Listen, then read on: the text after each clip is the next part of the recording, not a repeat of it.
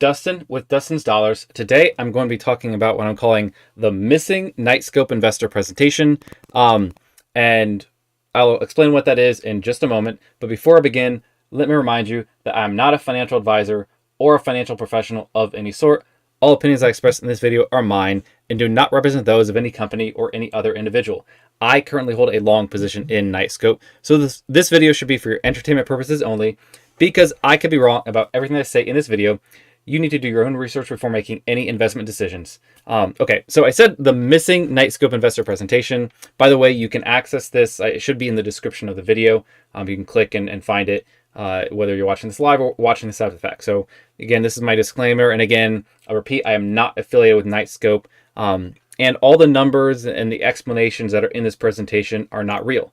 Let me explain what this is. This is the investor presentation. Some additional numbers, let me put it that way, that I would like to see from Knightscope. I'd like to see every quarter when they report their quarterly numbers or the annual report that they give us some more insight on the company, some more transparency. And this presentation that I put together called the missing investor presentation are some of those additional metrics and the graphs that I would really like to see from the company.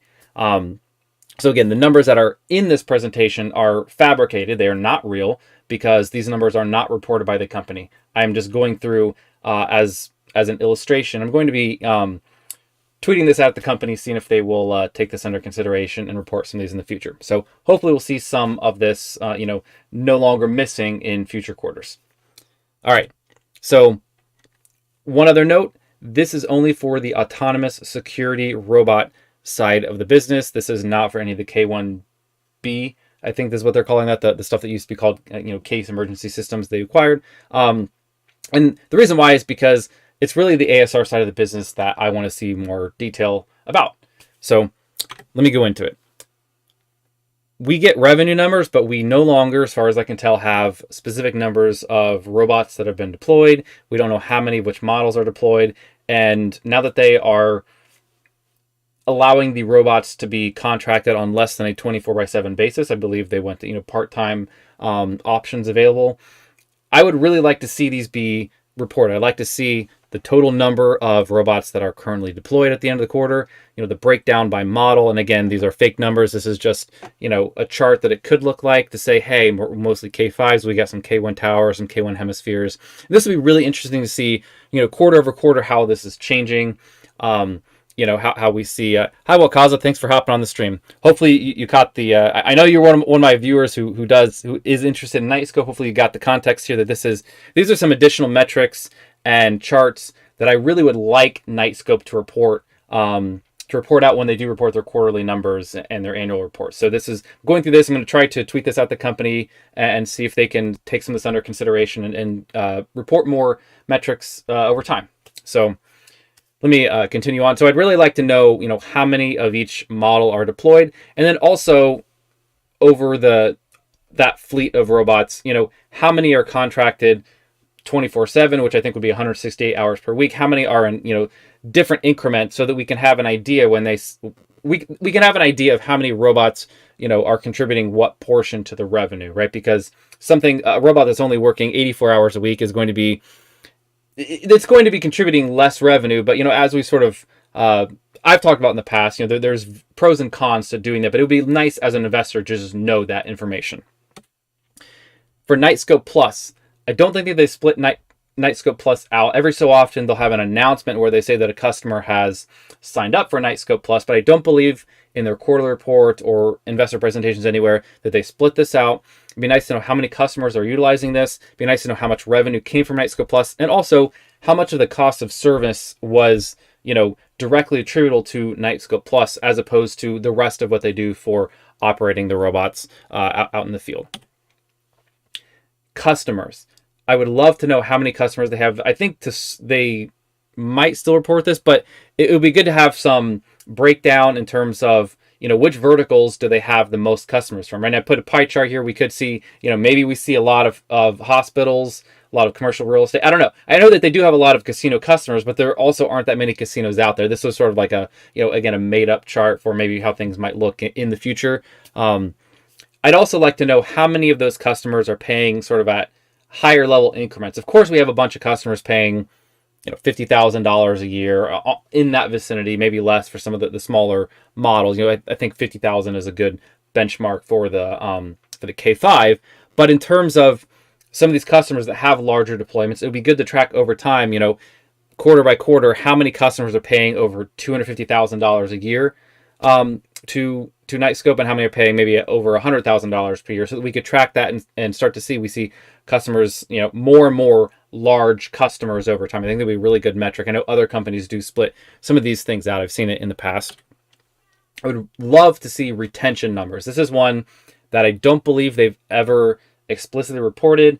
I've been able to glean a little bit earlier on in the company when they made a lot of announcements and they were just a smaller company overall. I don't think that we can really determine that nowadays, just because they are a larger company. They have a lot of, they have more customers, and unless they report this, we just don't have enough insight to compute this ourselves. But it'd be good to know, what is their net dollar-based retention, meaning, the people who were customers 1 year ago, how much revenue are they getting from them, now versus what they got from them a year ago? Is it more or is it less? And if, and how much? It'd be nice to know how many customers have signed an expansion over the past 12 months. We do see a couple of these announcements where they say, this customer signed up for a second K5, or they signed up for, an additional robot. But it would be nice to know how many are actually doing that.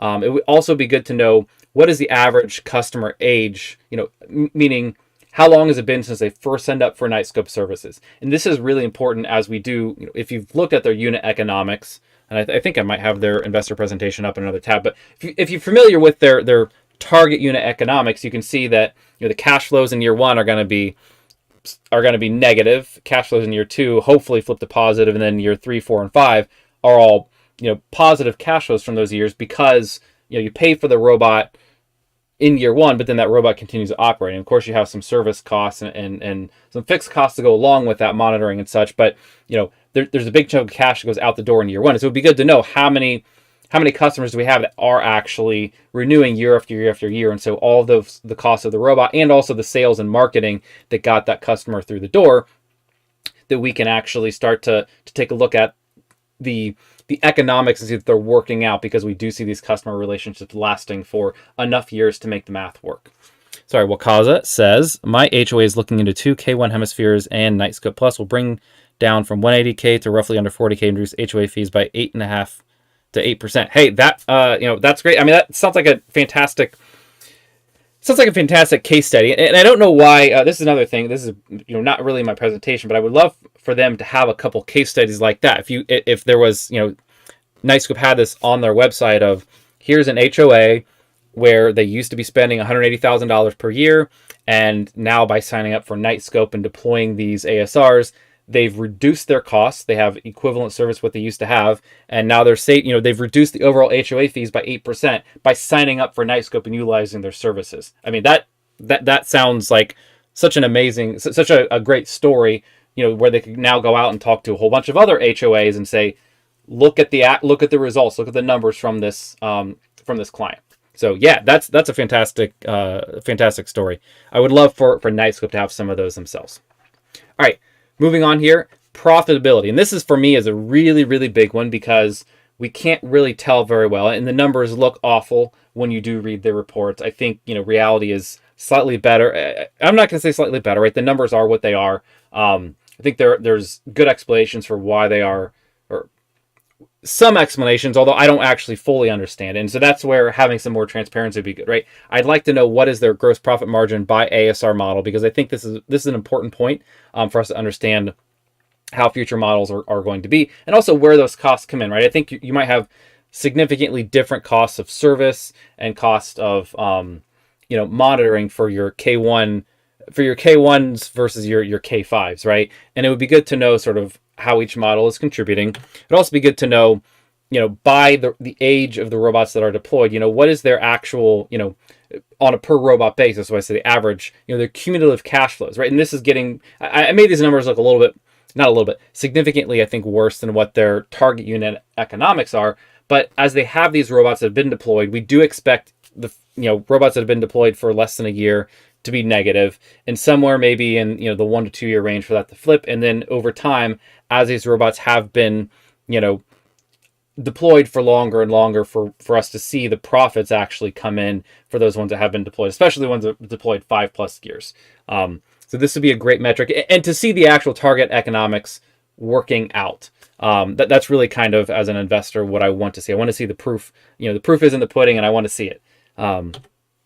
I'd also like to see what, we have this cost of service, and it looks really bad, but we don't have insight into what is making up the lion's share of those costs, right? Now, again, I fabricated these numbers. These are totally made up, so don't read anything into it. This is kind of my rough guesses, but I would like to see, hey, are we spending a bunch on data, right? We've heard from Knightscope, they have some plans to reduce their costs in their, by using private LTE or some other stuff. But it'd be really nice to know we're spending this much on parts for the, initial build of the robot, this much for data on the operations of all the robots, this much on, parts that we have to use for maintaining the robots, right, when they break and we have to ship them out. And, how much are we spending on our offices and our warehouses? What about maintenance personnel, cloud costs, right? All this stuff because like robot assembly, here's another one where, the 5th generation, this is a big deal. The 5th generation K5 is now, I think, their standard robot model that they're shipping out, which is fantastic. One of the big things they've said is that this is going to reduce I think it's the hours to assemble the robot by like 80%. Don't quote me on that, it's off the top of my head, but I think it's significant. One thing that we don't know as investors, how much of this cost of service is, due to the robot assembly, right? Is this a very, very small cost that's going to get even smaller, or is this a significant cost that is now getting smaller? We just don't know. Having this insight would let us really understand more when they say we can reduce the assembly time by 80%. What does that mean? What is the impact in terms of the business itself?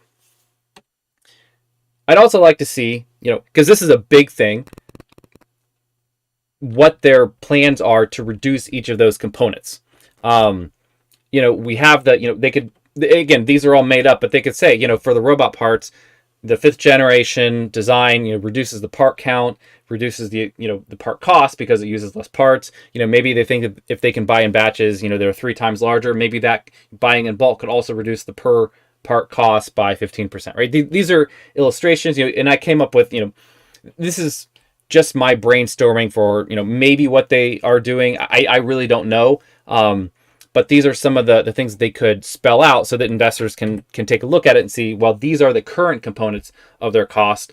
But as things, evolve over time and the business, as they're able to actually improve, we can see how those costs are going to shrink and what that is going to mean for the long term, for the profitability of the company. I see your question, Wakaza, about the new CFO. Let me take that at the end once I get through all of the presentation. The backlog. This is another one where I'd like to have more insight. They do give us, they do split it out between the ASRs and the K1B, but that's really the only breakdown that we have. In the past, sometimes they do split out the specific number of robots, and sometimes they don't. I think most recently they haven't been doing that, but it would be nice to know, how many robots is it? What is the breakdown by model, right? So that we can see, there are a lot of K5s, a lot of K1 hemispheres, because this is really interesting to look at quarter over quarter to see, maybe what's getting backed up, right? Are they actually constrained on a part that they need for, the K1 hemisphere? And so now maybe this is growing, but we see that the K5s is actually still a small portion of the backlog. That would be very interesting information to have, as an investor, so I can see how the company is operating.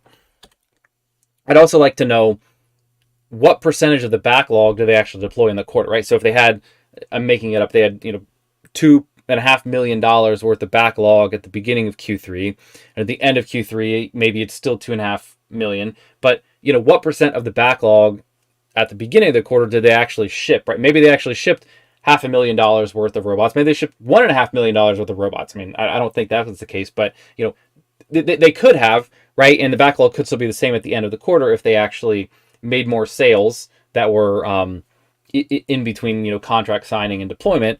So it would be nice to know how much of the backlog did they actually get through during that quarter, and also to know what is the average age of the orders in the backlog, right? So we can have some idea of, what is the impact on customers, because I think it's it's a good thing from the company's perspective to know that the demand is there, and so they got this backlog. But it's bad on the in the sense that it is taking them longer to ship to customers and start recognizing the revenue. It's also bad for the customer because the customer ordered this. They ordered the robot, signed a contract presumably, and now they have to wait months and months and months to actually get it deployed. And I actually I spoke to Stacy Dean Stevens at one of the Robot Roadshow landings near me, and I asked him about this a little bit, and he said, well, customers who want to hire a security guard, which is like the alternative to Knightscope services, there's a lead time for that too. So, they're not always necessarily upset if it takes a couple months in order to get the robot, because if they decided overnight that they wanted to hire a new security guard, it would take a couple months for that too. So, which I think to some degree is true, but I think on the other hand, we don't really know what the age is of these orders in the backlog, right? I don't know if it's 2 months. If that's the case, and I would totally agree. If it's 9 months, like that seems like a really, really long time. And so it'd be nice to know as an investor, how's the company managing this, and how long is it actually taking them to go through here? And in terms of the backlog, it'd be nice to know why are things in the backlog instead of being deployed, right? And at least having some categorization so that we can see the largest reasons. I call these root causes. Maybe that's not quite the right word here, but a couple things I can imagine is maybe they're waiting on the client, right? Maybe the client isn't actually ready for them to deploy. They signed the contract, but there's still other things that have to happen before it can be deployed. Maybe they clear it through legal, or they have to actually appropriate the funds, or I don't know. But maybe they're waiting on the client. Maybe the robot hasn't yet been manufactured. Maybe there's some deployment constraint. Maybe they only have 3 people that can actually do the actual deployments of the robots, and maybe at the moment they're just busy doing other deployments. They haven't gotten to a certain number of these. Those might be reasons why an order is actually in the backlog, and it'd be nice to know some breakdown of what is the current the largest issues as to why things are in the backlog instead of just deployed.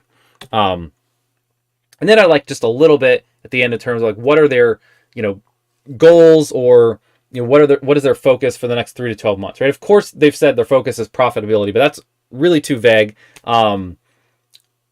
It doesn't tell me, right? It's not tangible. What are they actually doing to get to profitability? A couple things I just, or not even just getting to that, like what are their other companies' priorities right now? A couple things I again made up that brainstorm that may or may not be their actual priorities. Maybe they're focused now on expanding how much they're cross-selling ASRs to, those, I want to say hundreds, maybe thousands of existing K1B customers.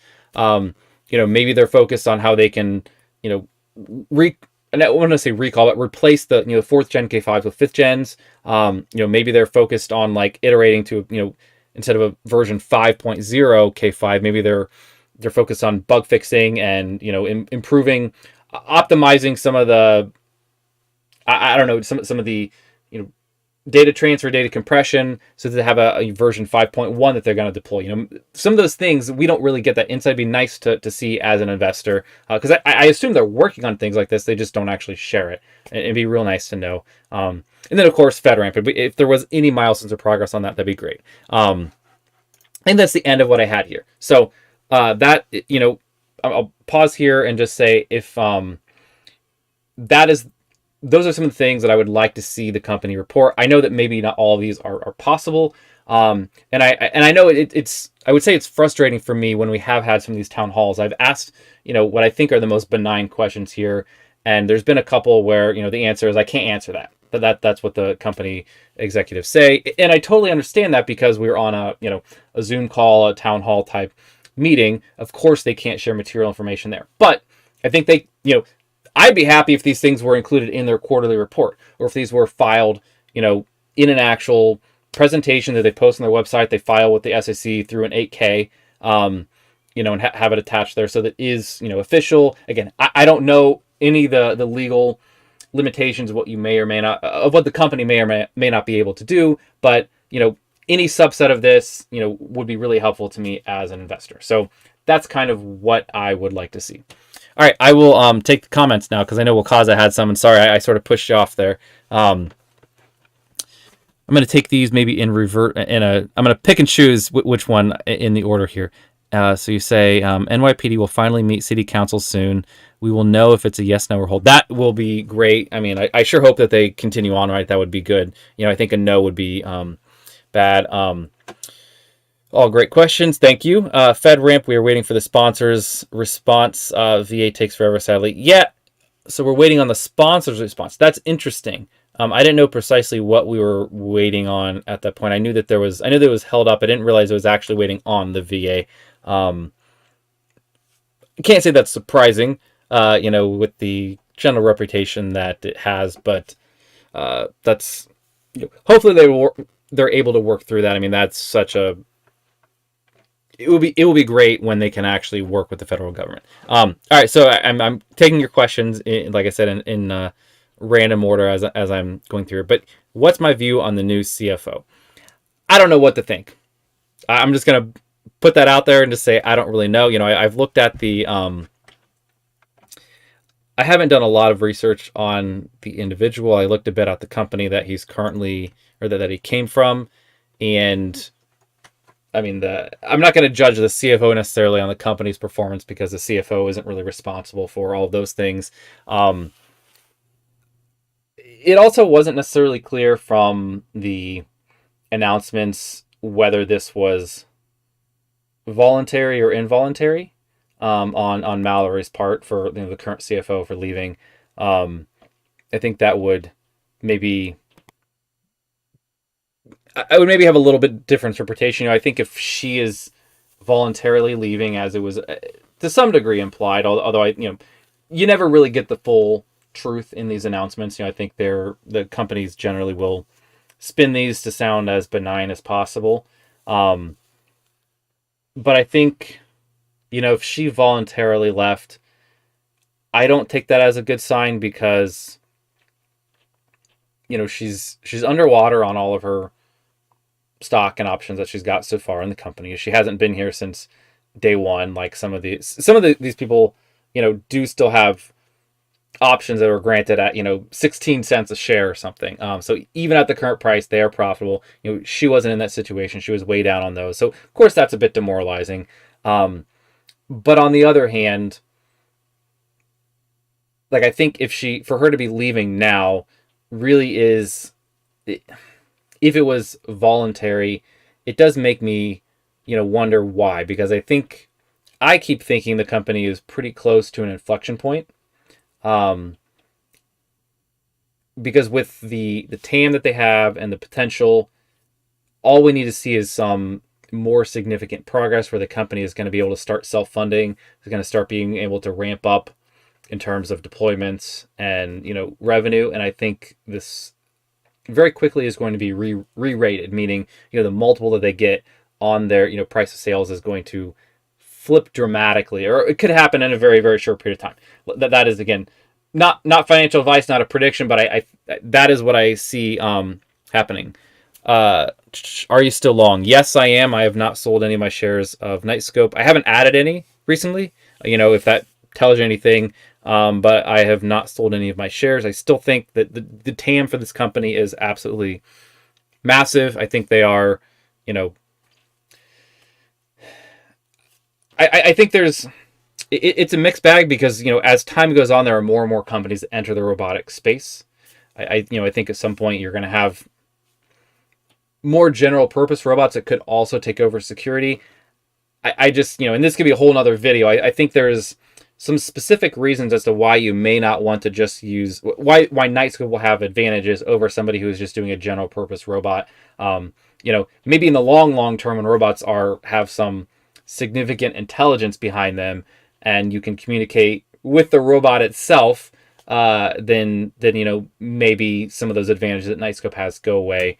But I think in the medium term, even over the next, I'm going to speculate here, 5 to 10 years, I think having robots that are specifically focused on security, that have the underlying software and the infrastructure and all of the data retention and all those things that you want all together in a service that Knightscope provides, I think is going to be a differentiator from just a general purpose robot from somebody who wants to solve a security problem. Sorry, that was a bit far afield of your question, but I think that was me just saying, like, I am still long. One of the biggest, risks of the company as things continue on is competition.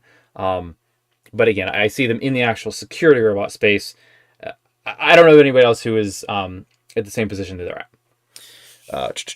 All right. Will cause us. Oh, sorry. And I was talking about the new CFO. I think it's also not clear, since they made this announcement and had a replacement right then, if this was, involuntary, meaning that, if Bill or the board more generally wanted to bring in a different, I guess I'm not sure. I guess it'd be Bill as a CEO. If he wanted to bring in a different CFO,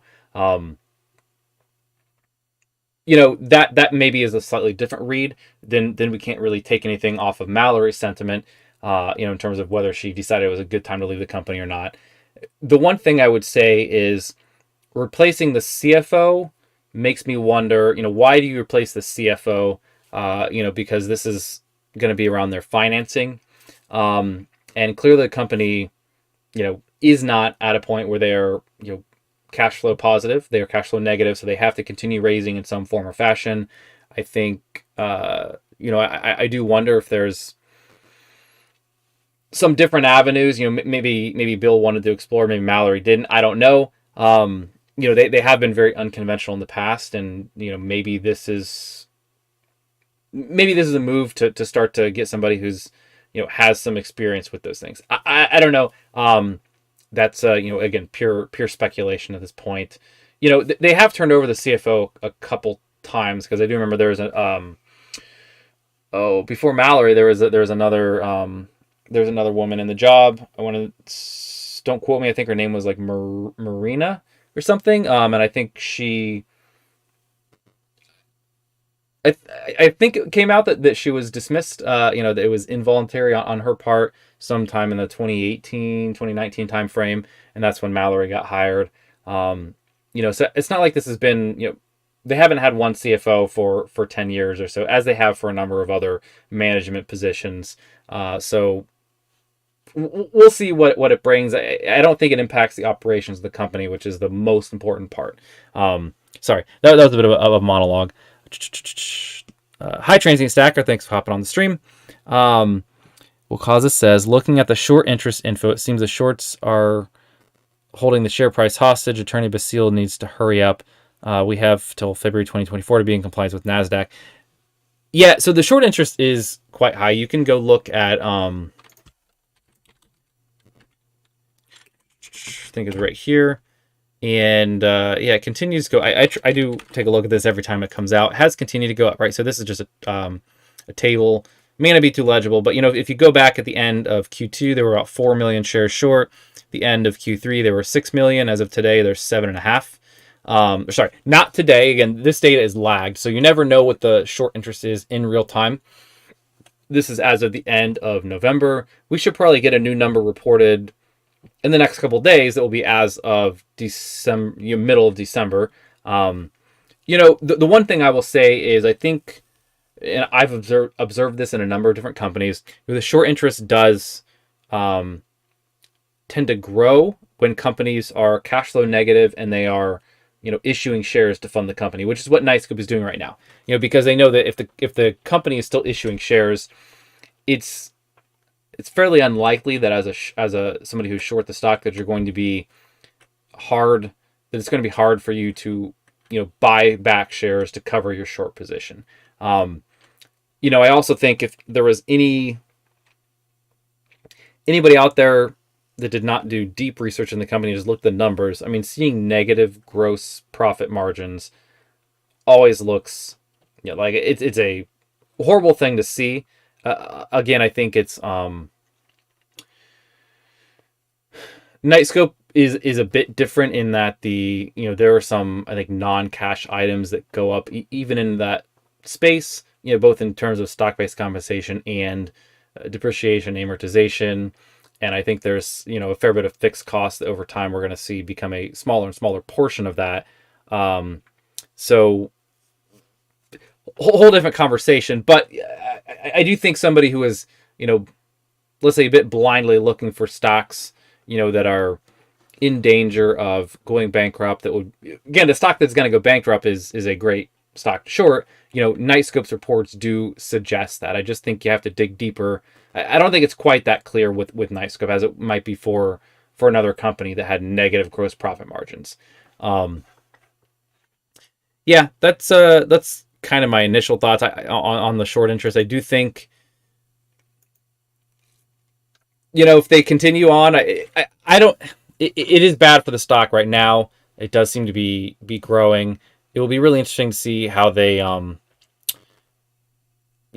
how this evolves over time. And in terms of the listing, I think at this point they might be able to do a reverse split if they really wanted to. I know a lot of people don't like reverse splits. I don't personally think that it's a huge negative on the company to do a reverse split. It doesn't impact the operations. It's just an accounting thing, in my opinion. Although, yes, it is, correlated that lots of companies who do reverse splits also are not good investments, mostly because, in general, my take on that is that, you do a reverse split when you can't otherwise improve your business to bring the valuation up above $1 per share or whatever the minimum listing price. I think, on the NASDAQ, it's $1 per share. And, the inability to do that usually signals that this is a company that is not worth investing in. Again, I think Knightscope is a bit complex. Well, Kaza says 2024, we need you over 1K subs. That's a goal. Your channel is solid and needed. You're the only one thus far. Do financial statements looking at companies. Yeah, I'm sure that there's other folks. I just thank you. I appreciate it. Hopefully I get some more subscribers. That would be great. I do this mostly for fun. I'm able to find, one day a week doing the Sundays, at least for now, is I can usually fit this in pretty well. So I'll continue doing it no matter how many subscribers I have in the short term. Of course, having more subscribers, if I ever got any sort of ad revenue from this, then maybe I'd spend a little more time doing it. But if I was able to make enough to have pay for somebody to come help clean the house or a couple of things, maybe that would give me more time. But yeah, no. Wakaza asks, do you think Knightscope will go bankrupt or reverse split? Q4 2024, we are projected to be profitable. Thoughts?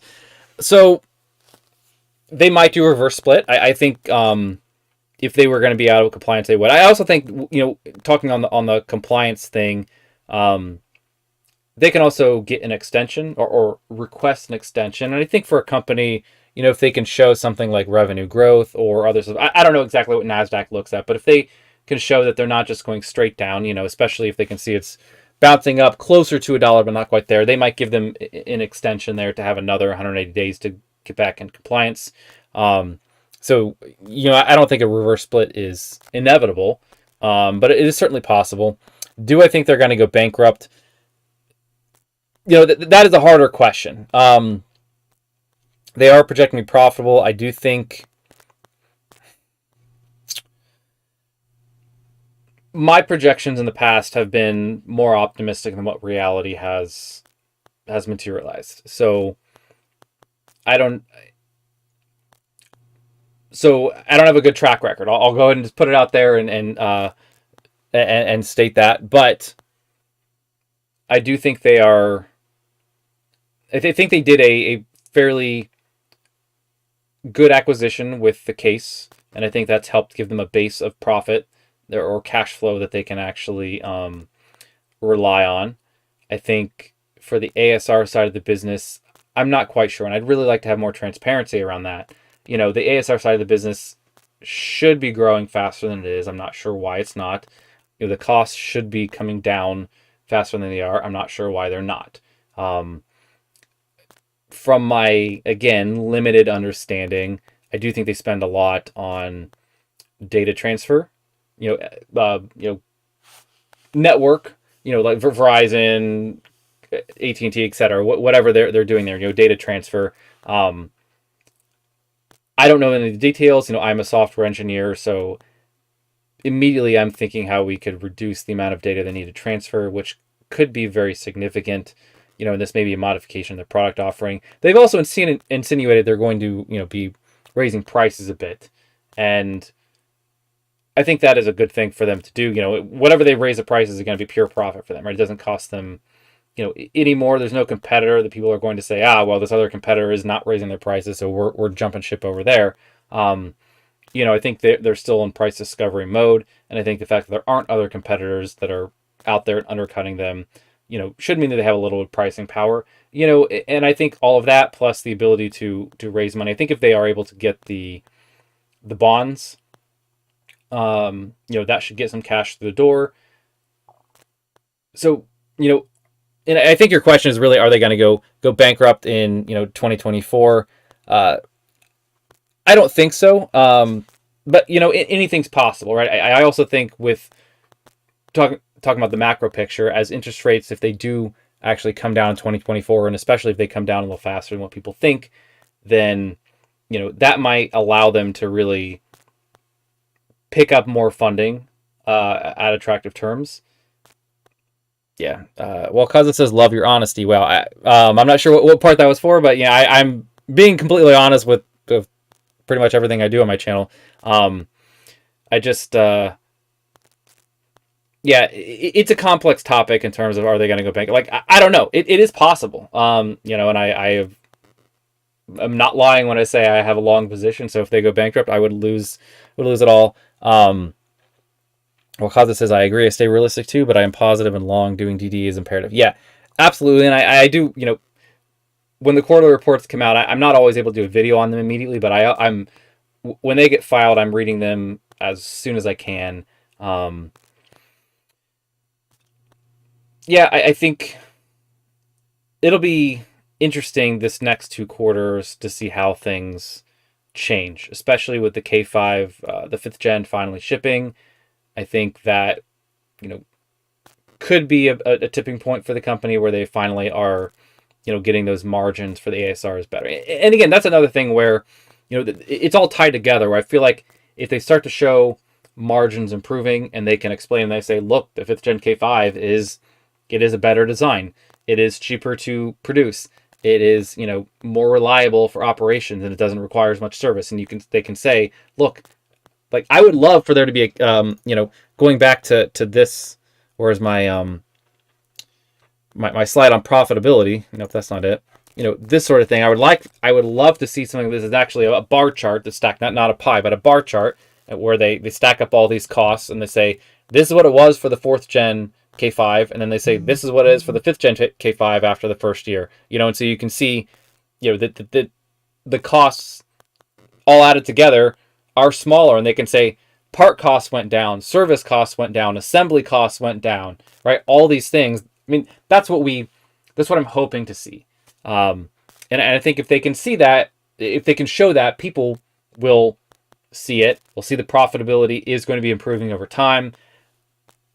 I also think that, before I go on, that in and of itself will probably increase the stock price, probably regain the listing on NASDAQ if they can get that above $1 by sort of showing the trajectory is looking up, right? Because the market is forward looking, and so that could happen as the stock price is higher because people are expecting more profitability. That gives them a little more flexibility in terms of what they can raise by their at the money at the market offering, right, where they're actually selling shares, because the higher the share price is, the more money they're able to raise there without having a big impact. And this is a cycle where they can raise some more money there, and then that lets them clear through some of the backlog, get more revenue. So I do think I could see it going very well. I could see it going bad as well. I think we don't know why the costs have been, or the cost of service has been so high to this point. There's always, I also don't know what Bill will do, right? The one other thing to keep in mind is management currently has full voting power, if I recall. I think even to this point, they have, the Class B shares that give them effectively the ability to do whatever they want. It's not impossible that they could, pare down the company and say, you know what, we're just going to operate the K1B towers. Like, we're actually going to get rid of a lot of people. We're going to sell off this IP that we have to a competitor. because we've tried, but the economics aren't working out. We just can't do it. So we do have this K1B business that is a profitable business. We could pare it down and just do that. I don't think that would be a good thing for the stock, and I also, that doesn't match it. But again, anything that would be, let's say, a 180 from everything that Bill has, I think, said to this point. So I don't expect that. I'm just brainstorming to say anything is possible. And that is something that I think about, where other companies, there's a mix of them, but some companies do have these sort of special founder voting shares that give them the power to do whatever they want with the company, and they could do a big 180 in the future. It's not impossible. Sorry if you hear my phone buzzing. That's my getting some text messages. Anyways, Wakaza says robotics and public safety are projected to be 30 billion by 2030, 2032. Yeah, I hadn't heard that. That's a big number for robotics and public safety, but it's not really surprising, right? And that's what I say. I think the bull case for Knightscope, obviously there's only one component of it, but the TAM, the total addressable market, is massive. So I mean, I'm not really surprised to hear that number. I think it seems a bit aggressive to be by 2030, but it could grow very, very quickly. And Wakaza says overall global robotics is projected to be 283 billion by 2032. Services will lead the top spot, then manufacturing, followed by public safety. General purpose use will be last, but people want that the most. Yeah, of course. All right. That was a good discussion. I don't really have anything else to say. It was longer than what I thought this was even going to be. I'll give it just a minute. Wakaza, if you have any other thoughts, or anybody else on the stream has any other thoughts or questions, comments. I don't know what I'm going to be talking about next week. I don't even know if I'm going to be able to do a stream next week. Let me put it that way. Next week being the holiday weekend, I may not be able to get on here and do a stream. Might have to wait until the week after that, or sometime in between. It's hard to say. But in general, if this is your first time on my channel, I do try to do streams every Sunday. Just next weekend might be a bit tough due to the holiday. What else? I am for this particular presentation, I'm going to be tweeting this at the company, seeing if they can take a look at it. Maybe I'll even email Bill, see if he'll take a look at it, and hopefully at some point, we see these metrics being reported. That is really the outcome that I want from all of this. So, Wakaza says thank you, and mahalo, Dustin. Thanks for hopping on the stream, Wakaza. Really appreciate it. Thanks, Transient Stacker. I saw you were here. Appreciate you being on the stream. But I don't think I have anything else to say. So I won't waste your time. I'm going to hop off. Thank you very much. Have a good one.